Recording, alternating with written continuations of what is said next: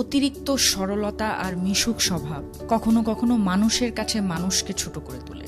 সরল আর মিশুক স্বভাবের মানুষকে সচরাচর সম্মান করে না কেউ, বরং তাদের অপমান, অপদস্থ আর ব্যবহারই বেশি করা হয় সমাজে।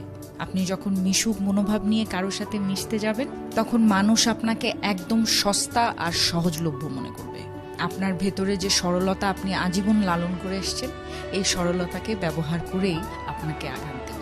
এমনকি আপনার কাছের মানুষগুলো এই সুযোগ হাতছাড়া করবে না, একদমই খেয়াল করবেন।